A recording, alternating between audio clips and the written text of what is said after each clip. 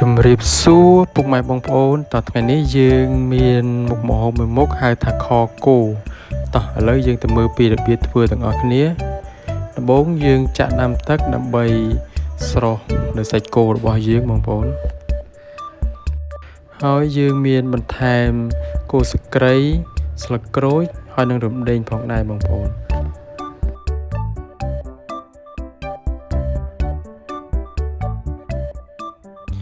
ឥឡូវទឹករបស់យើងបានពុះហើយបងប្អូនយើងចាប់ផ្ដើមយកសាច់គោរបស់យើងយកមកស្រុះប្រហែលជា1នាទីបានហើយបងប្អូន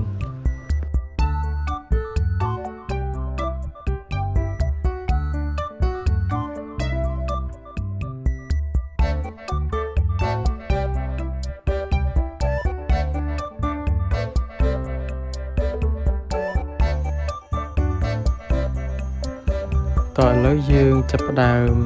ដាក់ឆ្នាំងដើម្បីរំលីងនៅឈើអែមហើយនិងផ្កាច័ន្ទបងប្អូន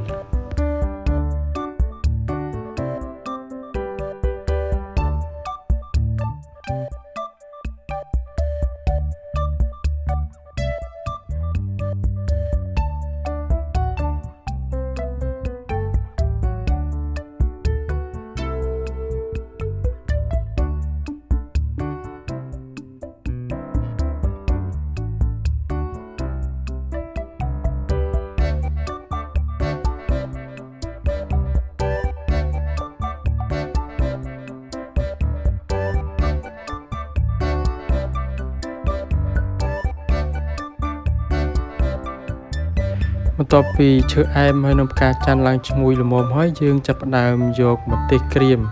ដែលយើងចិញ្ច្រាំពីម៉ត់ហើយយើងដាក់ចូលយកមករំលីងជាមួយឈើអែមហើយនិងផ្កាច័ន្ទបងប្អូន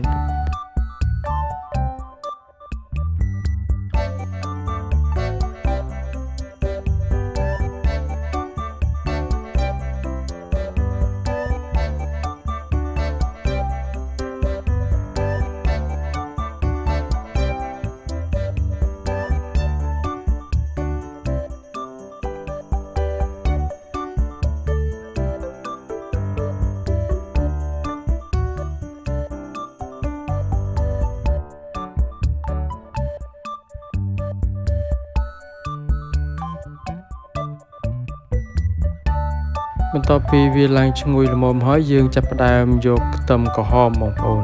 យកខ្ទឹមក្រហមនឹងយកមករំលីងជាមួយនឹងគ្រឿងរបស់យើងឲ្យវាឡើងឈ្ងុយ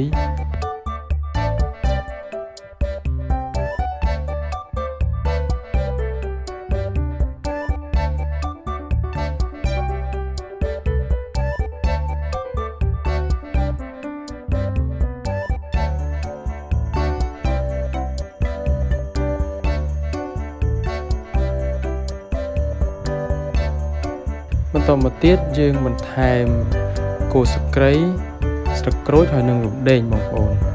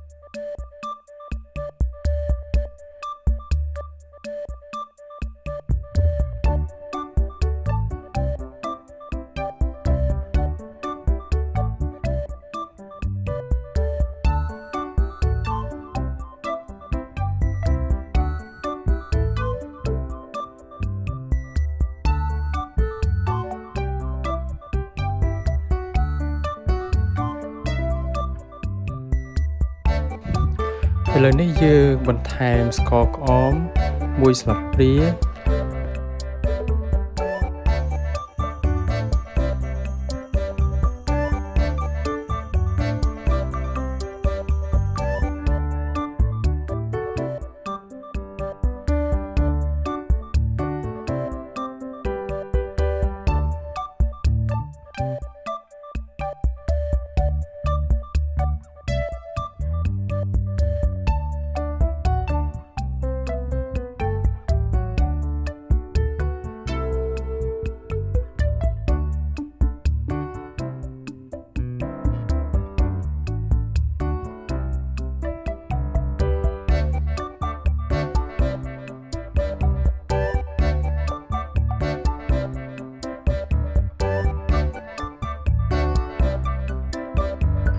បន្ទាប់មកទៀតយើងបន្ថែមទឹកប៉េងប៉ោះបងប្អូន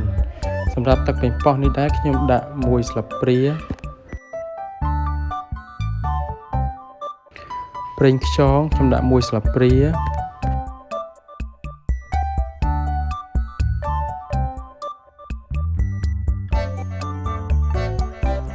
គ្រឿងខគោខ្ញុំដាក់2ស្លាបព្រា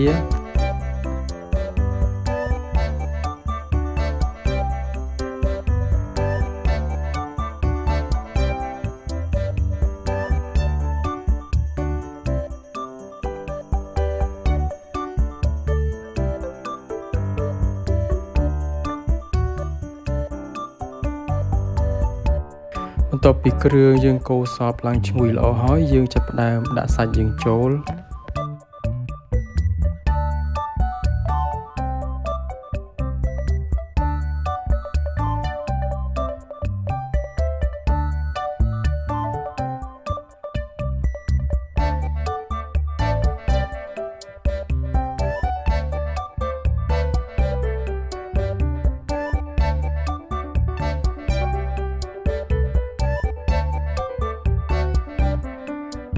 បន្ទាប់ពីយើងទុកចោលដាច់ទឹកប្រៃហើយយើងចាប់ផ្ដើមចាក់ទឹកចូល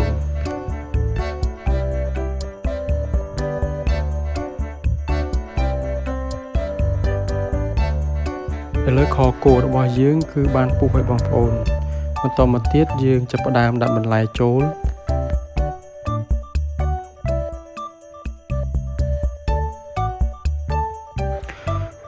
បន្ទាប់មកខ្ញុំថែមអំបិលគ្រើមកន្លះស្លាបព្រាហើយនិងប៊ីចេង1ចុងស្លាបព្រាផងដែរបងប្អូន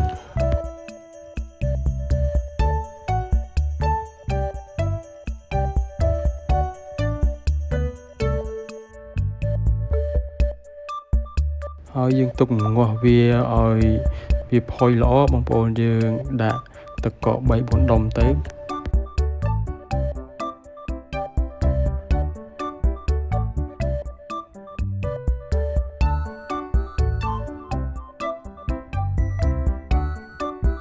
បន្តមកទៀតខ្ញុំបន្ថែមប្រហិតចូលផងដែរបងប្អូន